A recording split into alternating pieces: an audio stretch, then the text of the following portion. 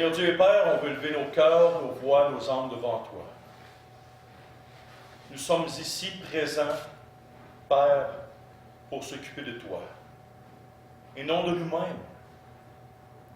Donne-nous, Père, ce matin, d'être éclairés par ton Esprit Saint qui est en nous. Donne-nous que ce matin, nous puissions avoir le cœur totalement touché par ta parole et la présentation. Amène-nous, Père, à genoux devant toi, dans nos cœurs, dans nos âmes. Fais plier notre volonté à ta volonté, Seigneur. Courbe notre force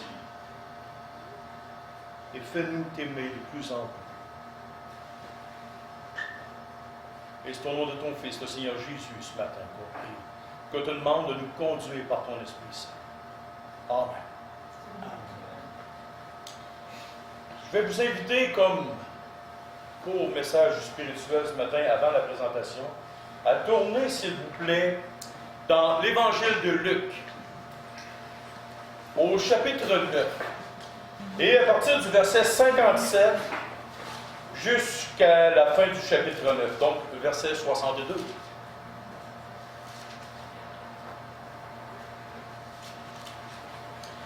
Pendant qu'il était en chemin, et ça c'est un mot qui est assez particulier, pendant qu'il était en chemin, un homme lui dit, « Seigneur, je te suivrai partout où tu iras. » Jésus lui répondit, « Les renards ont des tanières, et les oiseaux du ciel ont des nids. Mais le Fils de l'homme n'a pas un lieu où il puisse reposer sa tête. » Et il dit à un autre, « Suis-moi. » Et il répondit, « Seigneur, permets-moi d'aller d'abord ensevelir mon Père. » Mais Jésus lui dit, « Laisse les morts ensevelir leurs morts, et toi, va annoncer le royaume de Dieu. » Et un autre dit, « Je te suivrai, Seigneur, mais permets-moi d'aller d'abord prendre congé de ceux de ma maison. » Jésus lui répondit, « Quiconque met la main à la charrue et regarde en arrière n'est pas propre au royaume de Dieu. » Dans le texte, ici, dans le titre en haut, il y a 3 petits mots. C'est marqué « Comment suivre Jésus-Christ ». Aujourd'hui, dans notre monde à l'heure actuelle, on a une tendance à dire « Accepte Jésus-Christ dans ton cœur et tu vas être sauvé, tu vas avoir la vie éternelle. » On ne parle pas non plus beaucoup de suivre Christ. On dit « Oui, viens à l'assemblée », mais suivre Christ. Suivre Christ n'est pas une décision à la légère. C'est la décision la plus importante qu'une personne sur terre doit ou devrait prendre. Pas quelque chose de léger dans notre cœur, dans nos âmes. Faire une petite prière. Il faut que une parole soit suivie d'un engagement, des étapes concrètes. Et ici, tu as 3 hommes, 3 personnes. Christ est en chemin. Et il y a 3 hommes qui arrivent auprès de lui. Le premier lui dit ceci.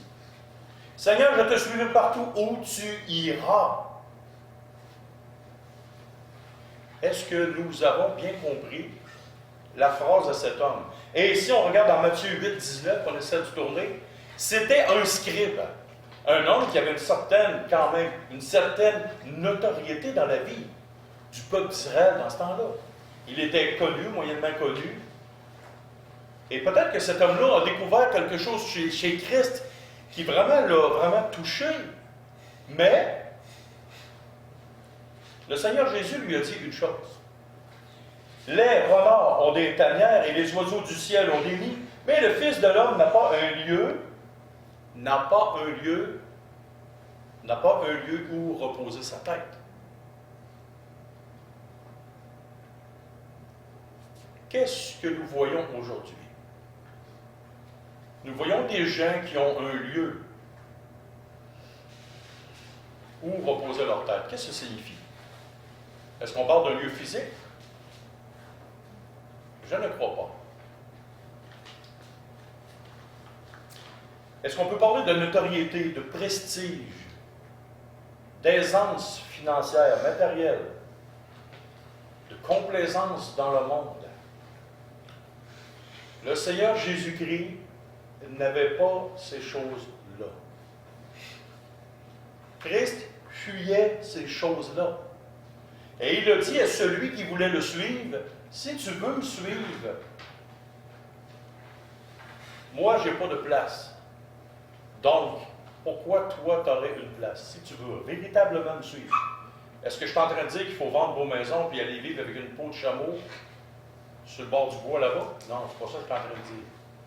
Ici, le contexte nous parle du cœur. C'est pas à cause que tu as une voiture, une maison, que ton cœur est enflé d'orgueil, que ton cœur vive de la notoriété. Mais suivre Christ, est-ce qu'on pense que ça va nous donner quelque chose de notable, de beau, d'extraordinaire dans nos vies? Non. Ton cœur, il ne faut pas qu'il soit attaché à ce qui se passe sur la terre. Ton cœur doit littéralement être fixé sur Christ. L'homme, le Fils de Dieu, Dieu fait homme, qui n'a pas de place sur terre. Qui n'a pas de place sur terre. Où est l'endroit où est Christ sur terre? Juste là. Il n'y a pas d'endroit physique. Si on vous parle d'un temple, de n'importe quoi, il n'y a pas d'endroit physique. Le Père cherche des adorateurs qui vont l'adorer en esprit et en vérité. La deuxième personne. Et il dit à un autre, suis-moi. Et il répondit, Seigneur, permets-moi d'aller d'abord ensevelir mon Père. Mais Jésus lui dit, laisse les morts ensevelir leurs morts, et toi, va annoncer le royaume de Dieu. Jésus est en chemin. Il y a un gars qui est là. Il dit, je vais te suivre, mais laisse ensevelir mon Père. Ça te fait d'un gars triste, toi, mon ami. Ton père est mort. Généralement, selon la coutume juive, ça s'enterre le même jour. Mais qu'est-ce que tu fais? Tu n'es pas auprès de ton père. Tu serais supposé que ton père il est mort. Il va voir ton père. Mais là, tu es à côté, tu es dans la foule. Il dit, avant, laisse-moi enterrer mon père. Oh, ça dénote. Ça ne marche pas. Avoir remarqué ici, le Seigneur Jésus dit à une personne. La première personne, elle dit, moi, je vais suivre le Seigneur. Mais là, la deuxième personne, c'est le Seigneur qui va voir la personne, il la regarde et dit, toi, suis-moi. Ou, à un moment donné, elle dit à une personne, que veux-tu que je te fasse? Le Seigneur Jésus savait très bien qu'est-ce que l'homme voulait avoir. Comme dans ce cœur-là, avant même que la personne intervienne et il dise quelque chose au Seigneur, le Seigneur dit à la personne, il s'arrête en chemin, voit la personne, lui regarde dans les yeux et dit, toi, suis-moi. Il y avait quelque chose dans son cœur qui empêchait de suivre Christ. Et c'était quoi? Dans ce temps-là, quand ton père mourait, qu'est-ce qui arrivait après? L'héritage, l'argent, la position. Oh, là, hey, c'est plus deuxième, c'est moi qui décide. Il voulait attendre que son père meure. Il voulait attendre que tout soit bien pour lui. Puis ensuite, il suivrait Christ. C'est un peu comme un jeune couple qui dit, on va attendre d'avoir de l'argent avant d'avoir des enfants. Tu n'auras jamais d'enfants. Ou si tu as de l'argent, tu n'en auras plus quand tes enfants vont arriver. OK? Parce que tu deviens pauvre avec des enfants. Voyez-vous, ici, il y avait une contrainte, il y avait quelque chose dans son cœur qui l'empêchait de maintenant suivre Christ. Maintenant, il y avait quelque chose dans son cœur. Et ce n'est pas pour rien que le Seigneur Jésus a dit, toi, là, maintenant, je suis en chemin. Mais avoir remarqué que Christ est en chemin. Il s'en allait. Donc, il disait, oh, permets-moi, je vais faire mes affaires avant, puis après ça, je vais te suivre. Mais là, il était comme coincé entre deux feux. Il avait le désir de suivre Christ, oui, mais il était contraint. Il voulait avoir encore quelque chose sur terre. L'argent, les richesses, le prestige. Et la troisième et dernière personne, un autre dit, je te suivrai Seigneur, mais permets-moi d'aller d'abord prendre congé de ceux de ma maison. Permets-moi d'abord de prendre congé de ceux de ma maison. Le Seigneur Jésus a enseigné une chose.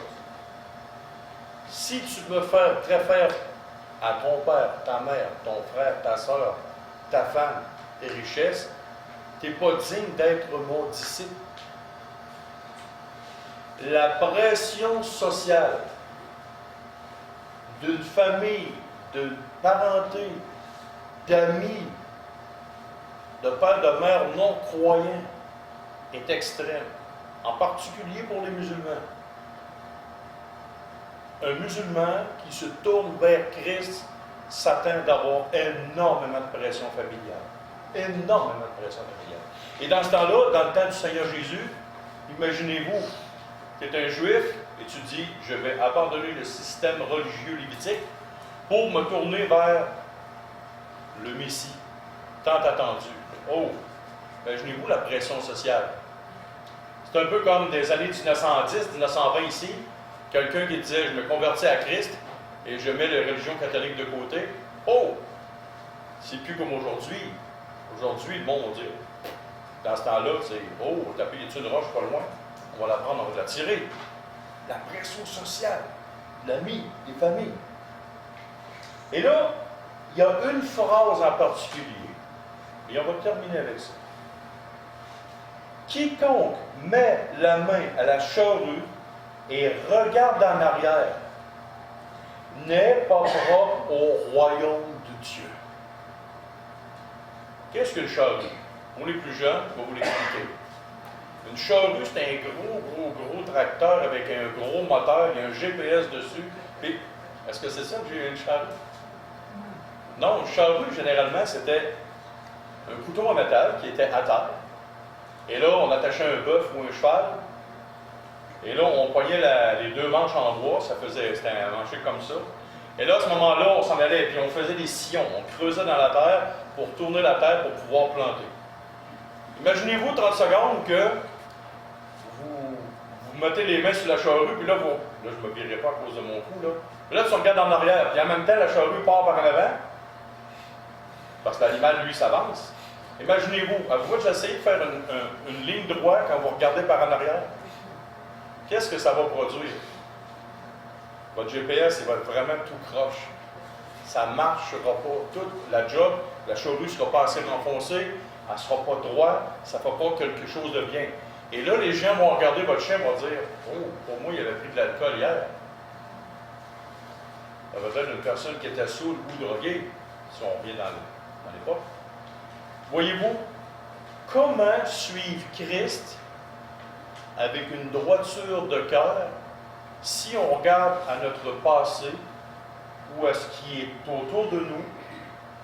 Comment faire un beau travail pour le Seigneur? Alors la question ce matin, elle est très pertinente. Il y aura toujours des excuses pour dire « pas tout de suite, Seigneur ». Il y aura toujours des excuses pour dire « ah non, pas pour moi ». Si c'est bon pour toi, c'est pas bon pour moi. Ou vice-versa.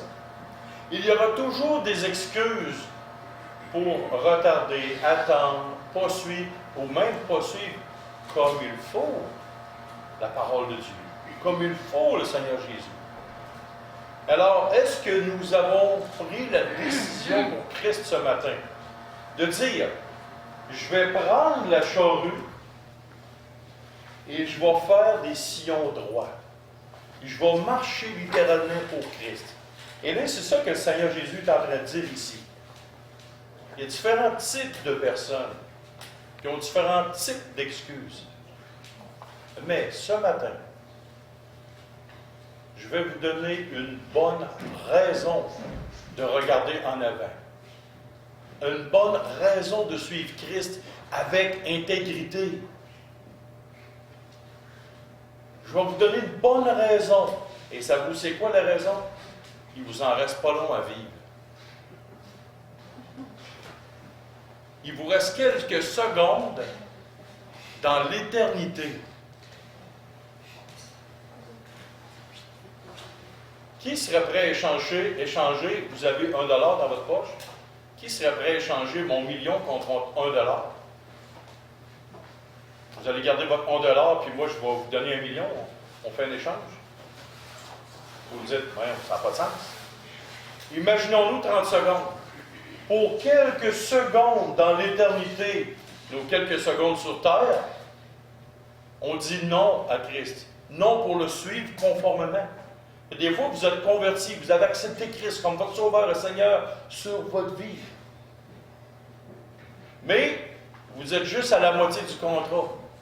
Vous avez accepté Christ comme votre sauveur. Et le mot Seigneur ne fait pas partie de votre, pas de votre vocabulaire, de votre vie. Quand on dit Christ est sauveur, oui, c'est une chose. Mais est-ce que Christ est Seigneur de ma vie? Si Christ est Seigneur de ma vie, le texte qui est là va vous faire plaisir. Mais si Christ n'est pas le Seigneur de votre vie, ce texte-là va vous déranger. Je n'irai pas voir dans votre cœur, je ne suis pas capable. Mais ici, le Seigneur Jésus est en train de vous parler, de nous parler, même de me parler comme pasteur. Des fois, il parlerait des circonstances dans une vie, des épreuves, des ci, des ça. Et là, est-ce que je commence à mettre les mains, j'ai les mains sur la charrue, mais est-ce que je commence à regarder en arrière? Ah, il me semble que ça serait plus facile de lâcher le Seigneur et de m'en aller dans le monde. En es-tu vraiment sûr? Et j'aimerais qu'on tourne, s'il vous plaît, pour voir le prix de la consécration. Le prix d'avoir dit oui au Seigneur, je regarde en avant, je mets les deux mains bien accrochées sur ma charrue, puis j'y vais, je fais une route tracée pour Christ. Et c'est le Saint-Esprit qui va vous diriger. Mais quel est le prix? Parce que l'apôtre Paul, il disait, si je cours comme il faut, conformément dans le stade, je vais remporter le prix. Mais c'est quoi le prix d'avoir marché pour Christ? J'aimerais qu'on tourne, s'il vous plaît, dans Matthieu, chapitre 19, versets 27 à 30. Pierre, prenant alors la parole, lui dit, « Voici, nous avons tout quitté et nous t'avons suivi. Qu'en sera-t-il pour nous? » Jésus leur répondit, « Je vous le dis en vérité, quand le Fils de l'homme au renouvellement de toutes choses. » Oh, ça peut-tu dire qu'à un moment donné, ça va changer? Oui. Il n'y aura plus de gouvernement, plus d'impôts, plus de taxes, plus d'hiver, plus rien. Il va y avoir le renouvellement de toutes choses. Ah, il n'y aura même plus de masques, plus rien. Pensez-y 30 secondes. Ça va être formidable. Il n'y aura plus rien de ce qu'on connaît comme folie, mais il va y avoir un renouvellement de toutes choses. Et devinez qui va être là? Nous. Et là, regardez bien. Au renouvellement de toutes choses sera assis sur le trône de sa gloire. Vous qui m'avez suivi, vous serez de même assis sur 12 trônes, et vous jugerez les 12 tribus d'Israël. Ça, c'est pas nous, c'est les 12 apôtres. Mais pour nous, regardez bien. Et quiconque aura quitté à cause de mon nom ses frères ou ses sœurs, ou son père, ou sa mère, ou sa femme, ou ses enfants, ou ses terres, ou ses maisons, recevra le centuple et héritera la vie éternelle. Pensez-vous que si vous quittez votre femme, vous allez avoir 100 femmes au ciel? C'est pas ça que la Bible dit. N'oubliez pas, si vous avez 100 femmes, vous aurez aussi 100 belles-mères. Voulez-vous vraiment aller jusque-là? Est-ce que c'est ça que le Seigneur Jésus est en train de nous dire? Ah, tu vas avoir 100 femmes si tu quittes ta femme sur terre. C'est pas ce que le Seigneur Jésus est en train de dire. Le Seigneur Jésus n'est pas en train de dire aux hommes, séparez-vous. Ah, votre femme n'est pas chrétienne. Lâchez-la tranquille. Puis allez-vous-en. Est-ce que le Seigneur vous demande ça? Non, il ne vous demande pas ça. Ce qu'il demande, c'est que ton cœur, ton âme, ne soit pas attaché à tes biens matériels. Il y en a que pour le vrai, ils ont tout quitté littéralement. Tout. Pour suivre Christ. C'est vraiment des cas très particuliers, dans des contextes très particuliers. Et pour la majorité d'entre nous, et la preuve, la Bible dit aux riches du présent siècle d'être libéral, d'être disposé à donner. Donc, il n'a pas demandé à tous et chacun de tout quitter sa maison, c'est ceci, ça. C'est pas ça. C'est le cœur ici. Et là, il continue. Et quiconque aura quitté à cause de mon nom ses frères, ses sœurs, ou son père, ou sa mère, ou sa femme, ou ses enfants, ou ses terres, ou ses maisons, recevra le centuple et héritera la vie éternelle. Plusieurs des premiers seront les derniers, et plusieurs des derniers seront les premiers. Alors, voyons-nous, ça c'est le prix. Le prix dans l'éternité pour maintenant ne plus avoir attaché notre cœur, notre âme aux choses qui sont sur terre.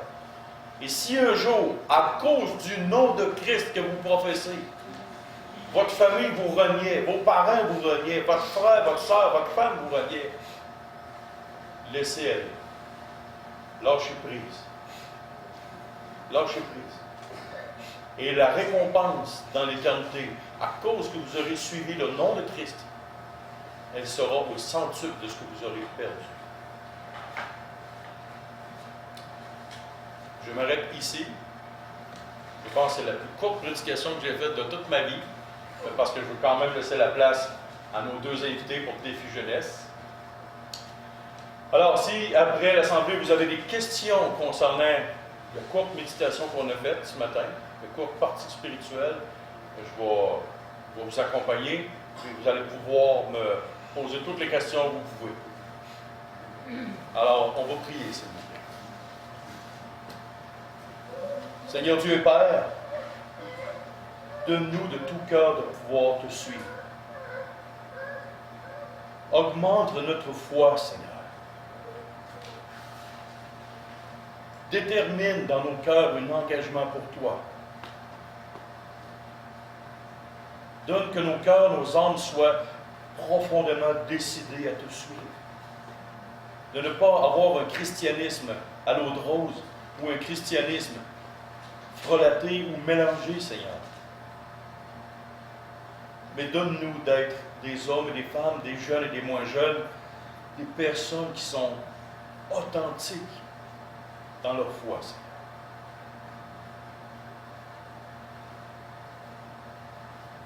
Père, aussi, une autre ordre d'idée, on veut te demander de bénir ces offrandes qui vont être données ce matin.